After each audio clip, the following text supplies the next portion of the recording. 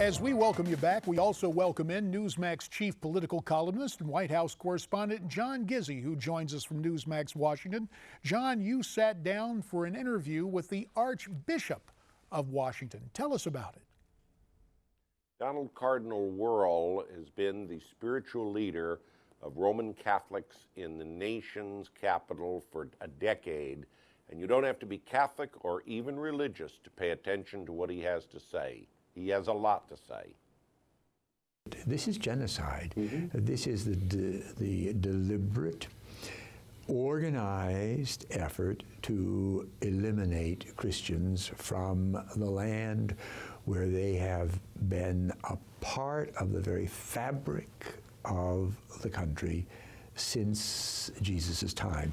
So I am often, when I think of this, perplexed and certainly question why there's so much reluctance, why there's so much silence. In the last meeting that I had with the president, we did talk about the care of people fleeing from this persecution, and how internationally some response can be prepared.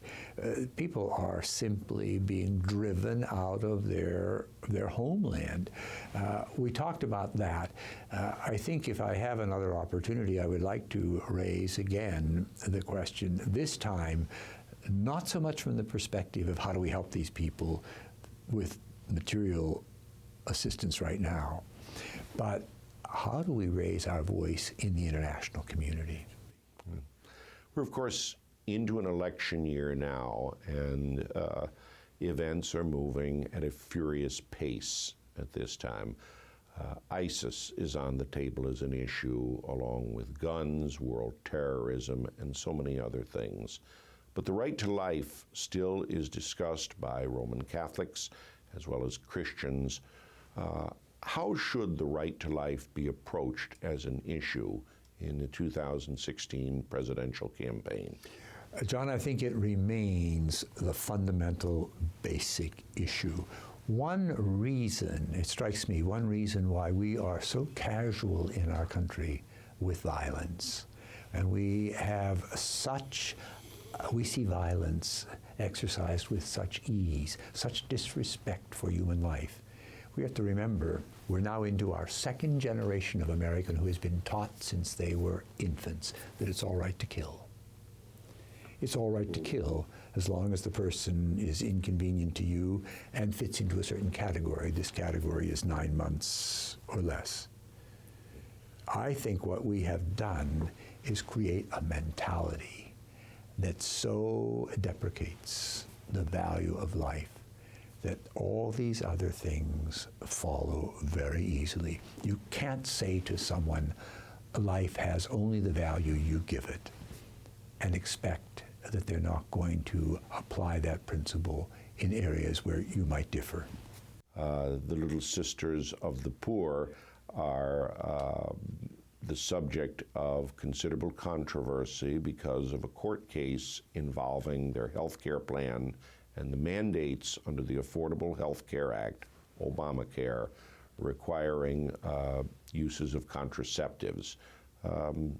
You said at the time you would wait for the court decision to say whether the Little Sisters should simply fold or continue to fight somehow. Have you changed your opinion in any way? No, if you recall, we're in that same lawsuit, the Archdiocese of Washington.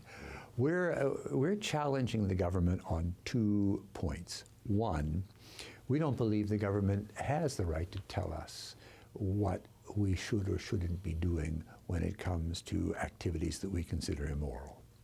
And secondly, we don't believe the government has a right to tell us that there is a distinction between what the gospel tells us to do and how we worship. That's all part of being Catholic, of being a religious, part of a religious community. So we're in court for multiple reasons, and we have to wait and see what the court actually decides. I think it's outrageous that we're even forced to this point. And I know there are those that suggest maybe you should just all shut down. I would hope the Supreme Court is going to come with a judgment that recognizes that the right to religious freedom, the right to religious liberty, is every bit as much our right as is the government's right to impose contraceptives. John Gizzi, great job with that interview, and we're looking forward to tomorrow night, part 2 of your interview with the Archbishop of Washington, D.C. John Gizzi from Newsmax Washington, thanks so very much. Now, you heard what was said. Agree or disagree? Send me your comments. NewsmaxTV.com/comments. Up next, the guy who's going to give the Tea Party response to the president's speech.